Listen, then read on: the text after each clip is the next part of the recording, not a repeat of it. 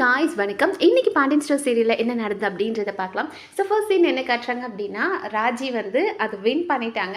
So win பண்ணிட்டு பயங்கர ஹாப்பியாக இருக்காங்க. அப்படியே கதிரும் பக்கத்தில் வராரு. லைக் அவருக்கு வந்துட்டு நமக்காக இவ்வளோ கஷ்டப்பட்டிருக்காளா அப்படின்னு அந்த ஒரு ஃபீலிங்ஸ் வெளியே அப்படியே எக்ஸ்பிரஸ் பண்ணுற மாதிரி அவர் வராரு. அண்ட் ராஜி சொல்லிட்டு இருக்காங்க, நான் எக்ஸ்பெக்ட் பண்ணவே இல்லை, இத்தனை பேர் வந்து பாராட்டிட்டு இருந்தாங்க அப்படின்னு சொல்லிட்டு இருக்காங்க. கரெக்டாக அந்த நேரம் இன்னொரு லேடியும் வந்துட்டு, மா நீ சூப்பராக ஆடினமா, உனக்கு நல்ல ஃப்யூச்சர் இருக்குமா அப்படின்னு சொல்லிட்டு கதிர்கிட்ட கேட்குறாங்க. உங்கள் வைஃபா இவங்க, அவங்க இவ்வளோ டேலண்டடான வைஃப் உங்களுக்கு கிடைச்சதுக்கு நீங்கள் கொடுத்து வச்சிருக்கணும் அப்படின்னு சொல்லிட்டு போகிறாங்க. அதுக்கப்புறம் நம்மளோட கதிர் கேட்குறாரு, ஃபர்ஸ்ட் ப்ரைஸ் வாங்கினவங்க கூட இந்த அளவுக்கு சந்தோஷப்படல, செகண்ட் ப்ரைஸ் வாங்கிட்டு அப்படியே நீ துள்ளி குதிச்சு என்ன காரணம் அப்படின்றாரு. உடனே ராஜி சமாளிக்கணும் அப்படின்றதுக்காக, ஃபர்ஸ்ட் ப்ரைஸ் செகண்ட் ப்ரைஸ்னு என்ன இருக்குது, பார்ட்டிசிபேட் பண்ணுறோம் வின் பண்ணுறோம் அதுவே சந்தோஷம் தானே அப்படின் போது அவர் கண்டுபிடிச்சிட்டார் ஆல்ரெடி. ஏய் சும்மா என்கிட்ட போய் சொல்லாத, நீ ஏன் அப்படி பண்ணன்னு எனக்கு தெரியும், எனக்காக தானே நீ இதை பண்ண, நான் பைக் கேட்டேன்னுக்காக தானே நீ இதை பண்ண அப்படின் போது நம்ம ராஜியால் ஆக்சுவலி அந்த டாம் அண்ட் ஜெரி கப்பலுக்குள்ளே இருக்க பெரிய பிரச்சனையே இதுதான். அவங்க லவ் அவங்க கரெக்டாக எக்ஸ்பிரஸ் பண்ண தெரியாது. அவங்க எக்ஸ்பிரஸ் பண்ணுற விதம் வந்து நிறைய அன்பு இருக்கும், அதை வேர்ட்ஸால் எக்ஸ்பிரஸ் பண்ணாமல் த்ரூ ஆக்ஷனால் தான் எக்ஸ்பிரஸ் பண்ணுவாங்க. பட் ராஜி இந்த இடத்துல என்ன சொல்கிறாங்க அப்படின்னா, ஹே ஆமாம் நான் இது உனக்காக தான் பண்ணேன், ஆனால் நான் ஏதோ உன் மேலே இருக்கிற அன்பில் பண்ணேன் அப்படிலாம் தப்பாக நினச்சிக்காத. அன்றைக்கி நான் பைக் வாங்கி தரேன்னு சொன்னதுக்கு நீ என்கிட்ட என்ன சொன்ன, டியூஷன் எடுத்துலாம் உன்னால் சம்பாதிக்க முடியுமா அப்படின்னு கேட்டல, என் தன்மானத்தை நீ தட்டி எழுப்பிட்ட, அந்த ஒரு காரணத்துக்காக மட்டும்தான் நான் உனக்கு இந்த பைக்கு ப்ரெசென்ட் பண்ணனே தவிர உமால இருக்க அன்பெல்லாம் எனக்கு ஒன்றும் கிடையாது அப்படின்றாங்க. ஸோ அவரும் சரி ஓகே ஓகே நான் நம்பிட்டேன், ஆனால் அதுக்காக இவ்வளோ ரிஸ்க்லாம் எடுக்காது, அந்த தீச்சட்டியெல்லாம் எடுத்து அதெல்லாம் தேவையா அப்படின்போது, எஸ் எனக்கு தேவை, நான் வின் பண்ணணுன்றதுக்காக பண்ணேன் அப்படின்றாங்க. ஸோ அவர் சொல்கிறார், சரி இதுக்கு மேலே நான் உன் தன்மானத்தை கொஷின் பண்ணவே மாட்டேன், ஸோ ப்ளீஸ் இந்த மாதிரிலாம் பண்ணாத அப்படின்னு சொல்கிறாரு. ஓகே வா கிளம்பலாம் அப்படின்னு ராஜி கூப்பிடுறாங்க. ஸோ கதிர் வந்துட்டு, சரி நான் என்ன ஆசைப்பட்டாலும் நீ செய்வியா அப்படின்றாரு. பெரிய கமிட்மெண்ட்டாக இருந்தால் நான் யோசிப்பேன், பட் ட்ரை பண்ணுறேன், என்னடா பண்ணோம் அப்படின்னு இவங்க கேட்கும்போது, நீ எப்படியாவது போலீஸ் ஆயிரு ராஜி, நீ போலீஸ் ஆகி அந்த போலீஸ் ஜீப்பில் வந்து இறங்கும் போது அது எவ்வளோ பெருமையாக இருக்கும் தெரியுமா நம்ம எல்லாருக்கும், ஸோ அதை நீ ட்ரை பண்ணு அப்படின்னாரு. ஸோ ரொம்ப அழகாக இருந்தது. இவங்களுக்காக அவர் போராடுறதும், அதாவது ராஜியோட கனவு போலீஸ் ஆகணும், அங்கே ஒரு பைக்கில் வந்து ஜீப்பில் வந்து இறங்கி நிற்கணும் அப்படின்னு அவங்க ஆசைப்படுறது, அந்த கனவுக்காக இவர் அதை நினச்சி நீ அதை பண்ணணும்னு என்கரேஜ் பண்ணுறதும், கதிர் ஆசைப்பட்டான்றதுக்காக ஒரு புது ஊரில் போய் அவருக்காக நிறைய விஷயங்களை சாக்ரிஃபைஸ் பண்ண ராஜி. ஸோ ரொம்ப நல்லா இருந்தது அந்த லவ், உனக்காக நானும் எனக்காக நீ அப்படின்றது வார்த்தையால் இல்லாமல் வாழ்க்கையாக வாழ்ந்து காட்டுறாங்க இல்லையா, ஸோ க்யூட்டாக இருந்தது. ஸோ நீ அதை பண்ணு அப்படின்றாரு. ஸோ அவங்களும் ஓகே அப்படின்னாங்க. அந்த வெக்கம் சிரிப்பு காதல் அன்பு எல்லாமே ரொம்ப நல்லா இருந்தது.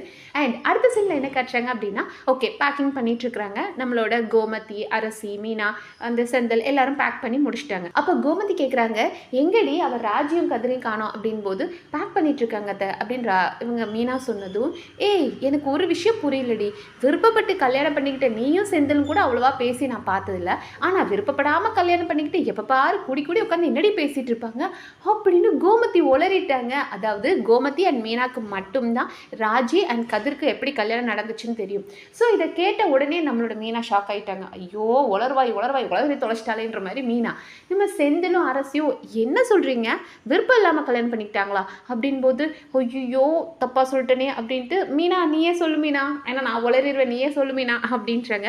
அப்போ நம்ம மீனா சொல்கிறாங்க, எங்க விருப்பம் இல்லாமனா குடும்பத்துக்கு விருப்பம் இல்லாமல் தானே அவன் கல்யாணம் பண்ணான், அதுதான் சொல்கிறாங்க அத்தை அப்படின் போது, ஏய் அப்படி பார்த்தா நம்மளும் குடும்பத்துக்கு விருப்பம் இல்லாமல் தானே கல்யாணம் பண்ணோம், அம்மா ஏன் அவங்கள மட்டும் சொல்கிறாங்க அப்படின்னாரு. ஐயோ இதுக்கு மேலே இவன் ஏதோ நம்மளை கன்ஃபியூஸ் பண்ணி விட்டுருவா, சரி நம்ம வேறு ட்ராக்குக்கு போயிடுவோம் அப்படின்னு சொல்லிட்டு மீனா இருந்துட்டு, உங்கள் எல்லாருக்கும் ஒரு சீக்ரெட் சொல்லட்டுமா, நம்மளோட ராஜி தேடி போய் ஏன் செகண்ட் ப்ரைஸ் வின் பண்ணான்னு உங்களுக்கு தெரியுமா அப்படின் போது, செகண்ட் ப்ரைஸ் அவளோட டேலண்ட்டை காமிச்சா அதில் வின் பண்ணா, ஆனால் ஃபஸ்ட் ப்ரைஸ் வாங்கினதை விட செகண்ட் ப்ரைஸ் வாங்கினதுக்கு அவ்வளோ சந்தோஷப்பட்டா, அதுதான்ப்பா எனக்கு ஏன்னு புரியல அப்படின்னு நம்ம செந்தில் சொன்னதும், அது எல்லாமே கதிர்க்காக தான். கதிர் ஆல்ரெடி ஒரு பைக் வேணும்னு கேட்டாராம், ஆனால் உன்னாலாம் வாங்கி கொடுக்க முடியாதுன்னு கதிர் வந்து ராஜியை கலாய்ச்சிட்டானா. ஸோ கதிர்க்காக இந்த பைக்கை வாங்கி தரணுன்றதுக்காக தான் இவ்வளோ கஷ்டப்பட்டு டான்ஸ் பண்ணி செகண்ட் ப்ரைஸ் வாங்கியிருக்கா ராஜி அப்படின்னதுமே எல்லாரும் அந்த பஞ்சாயத்தை மறந்துட்டாங்க. ஓ இதெல்லாம் பண்ணாலா அப்படின்னு யோசிச்சுட்டு இருக்கிறாங்க. கரெக்டாக நம்மளோட கதிர் ராஜி ரெண்டு பேரும் பேக் பண்ணிட்டு வந்துட்டாங்க. வந்ததுமே எல்லாரும் அவங்கள பார்த்து சிரிக்கிறாங்க. ஸோ நம்ம ராஜி கேட்குறாங்க, எதுக்கு எல்லாரும் என்னை பார்த்து சிரிக்கிறீங்க அப்படின் போது அரசி சொல்கிறாங்க, அண்ணி நீங்கள் சூப்பர் அண்ணி அப்படின்றாங்க. செந்தில் சொல்கிறாரு, பா சூப்பர்ப்பா, அந்த தாஜ்மஹால் காதலுக்காக தாஜ்மஹாலை கட்டினவங்கள விட காதலுக்காக காரை விட்டு கொடுத்த நீயும் கிரேட்ப்பா அப்படின் போது, என்ன சொல்கிறீங்கன்னு போது நம்ம மீனா சொல்லிட்டாங்க, ஏய் சொல்ல வேண்டிய சுச்சுவேஷன் ஆயிடுச்சு, அதான் நான் சொல்லிட்டேன் அப்படின்ற மாதிரி சொல்கிறாங்க. ஸோ எல்லாரும் கலாய்க்க ஆரம்பிச்சிட்டாங்க. நம்ம கோமதி கேட்குறாங்க, ஏய் என் பையன் மேலே அவ்வளோ லவ்வாடி உனக்கு அப்படின்னு. ஏன்னா கோமதிக்கு ஆல்ரெடி ஒரு பயம் இருந்துச்சு, நம்ம வந்து தேவையில்லாமல் இவங்க 2 பேருக்கும் கல்யாணம் பண்ணி 2 பேரோட வாழ்க்கையை கெடுத்துட்டோமோன்ற பயம் இருந்தது. பட் இவங்களுக்காக அவங்களுக்காக இவங்களும் கஷ்டப்படுறத பார்க்கும்போது சந்தோஷம், அது உள்ளேருந்து ஒரு ஒரு குரல் வருது அவங்களுக்கு, என் பையன் மேலே உனக்கு அவ்வளோ லவ் ஆடி அப்படின் போது லவ் இருக்குது அப்படின்றத ராஜி வெறும் ஒரு ஸ்மைல் மூலிமா கன்ஃபார்ம் பண்ணாங்க. ஸோ நம்மளோட கதிர் கண்ணத்தில் செம்ம வெக்கமாயிடுச்சு. அவன் எப்போதுமே ரூடாக, நம்ம கதிர் எப்போதுமே ரஃப் அண்ட் டஃபாக இருக்கிற ஒரு பர்சன், வெக்கப்படுறது அப்படின் போது ஐயோ இதுக்கு மேலே இருந்தால் நம்ம உண்மையை வளரிடுவோம், வெக்கம் நமக்கும் வந்துருன்ட்டு சரி வாங்க வாங்க டைம் ஆயிடுச்சு எல்லாரும் கிளம்போம் அப்படின் போது செந்தில் விடமாட்டார். ஏய் இருறா என்ன சொல்கிறான்னு பார்ப்போம். ஆமாம் அவனுக்காக பைக்கு ஜெயிச்சு கொடுத்துட்டேன், என்ன சொன்னான் பைக்கில் எங்கெல்லாம் ஊர் சுற்றலான்னு சொன்னானா அப்படின்ற மாதிரி கலாய்க்க ஆரம்பிச்சிட்டாரு. ஸோ நம்ம கதிர் வந்து அதெல்லாம் ஒன்றும் சொல்லலை அண்ணா வானா கிளம்பலாம் அப்படின்னு சொல்லிட்டு எல்லாரையும் கிளப்பி கூட்டிகிட்டு போயிட்டார். அதுதான் நம்மளோட கதிர் ராஜி. அது வெளியே பெருசாக எக்ஸ்பிரஸ் பண்ண மாட்டாங்க, பட் நிறையாவே வந்து செயலில் காட்டுவாங்கன்ற மாதிரி தான் இருந்தது. அண்ட் அடுத்த சீனில் என்ன கட்டுறாங்க அப்படின்னா, நம்மளோட கேடுகட்ட குமரவேலை தான் கட்டுறாங்க. அடி வாங்கிட்டு முழிச்சிட்டு உட்காந்துருக்கான். ஐயோ அதெல்லாம் யோசிச்சு பார்க்குறாரு. அங்கே போய் அரசி கழுத்தை பிடிச்சி நெரிச்சது, மீனா ஒன்று பொல்லிர்னு வச்சது, இதெல்லாம் யோசிச்சுட்டு இருக்காரு. கரெக்டாக சக்திவேல் வர்றாரு.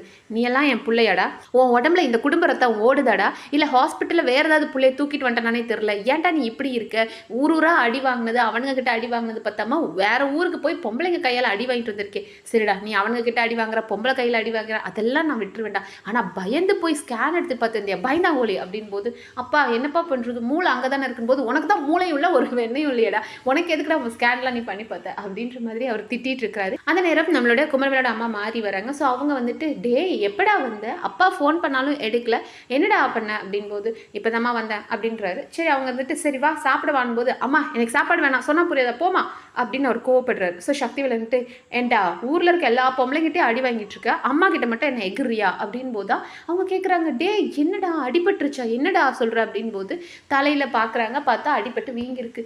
என்ன குமார் ஏன் இப்படி அடி வாங்கிட்டு வந்திருக்க, என்னாச்சு அப்படின் போது அவர் சொல்கிறாரு, ஆமாம் இங்கே அடி வாங்கினது பத்தாதுன்னு சொல்லி அம்பாசமுத்திரம் போய் அந்த மளிகை கடைக்காரன் பொண்ணு அரசியை பார்க்க போயிட்டு அங்கே வந்து அந்த மீனா இருக்கால அவள் அடிச்சிருக்கா, ஒரு அண்டாவை எடுத்து அடிச்சிருக்கா, அடி வாங்கிட்டு வந்திருக்கான் அப்படின் போது ஏண்டா இப்படி பண்ணுற, இதுக்குடா அங்கே போய் தேவையில்லாமல் போனேன் அப்படின்ற மாதிரி அவங்க வருத்தப்படுறாங்க. அப்போ இவர் சொல்கிறாரு, ஆமாம் இவன்லாம் ஒரு புள்ள, இவன் எந்த வேலையாவது உருப்படியாக பண்ணியிருக்கானா, உன்னெல்லாம் பிள்ளைய பற்றதுக்கு அசிங்கமாக இருக்குடா அப்படின்னு சக்திவேல் திட்டிட்டு இங்கே பாரு மாறிக்கிட்டு சொல்கிறாரு, ஏதோ எனக்கு ஒரு ஆத்திரத்தில் நான் உங்ககிட்டயும் சொல்லிட்டேன் இப்படிலாம் நடந்துருச்சுன்னு, நீ பாட்டுக்கு கீழே போய் எல்லாத்தையும் உளறிட்டு இருக்காது, அப்புறம் அண்ணன் அவர் பங்குக்கு ஒரு 4 அடி அடிப்பார், சும்மா இரு அப்படின்னு சொல்லிட்டு அவர் கிளம்பிடுறாரு. அப்போ மாறி சொல்கிறாங்க, ஏன் குமார் இப்படி பண்ணுற, அந்த பிள்ளை அரசிக்கு கல்யாணத்துக்கு மாப்பிள்ளை பார்த்தாச்சு, உனக்கும் பொண்ணு பார்த்தாச்சு, நீ தேவையில்லாமல் ஏதாவது ஒன்று பொண்ணு அந்த பொண்ணு வாழ்க்கையும் கெடுத்து ஓ வாழ்க்கையும் கெடுத்துறாதப்பா அப்படின் போது, எனக்கு தெரியும் நீ போமா அப்படின்ற மாதிரி எப்போதும் போல் எடுத்துரிச்சு பேசுகிறாரு. இப்படியே பண்ணிட்டு இருக்காத, ஒழுங்காக சொல்லும் போதே கேட்டுக்கோ அப்படின்னு சொல்லிட்டு அவங்களும் கிளம்பிடுறாங்க. அண்ட் அடுத்த சீனில் என்ன கட்டுறாங்க அப்படின்னா, எல்லாரும் கிளம்பிட்டாங்க. கதிர் டிரைவ் பண்ணிட்டு இருக்காரு. முன்னாடி இவங்க உட்காந்துருக்காங்க, கோமதி அவங்க அம்மா கோமதி உட்காந்துருக்காங்க.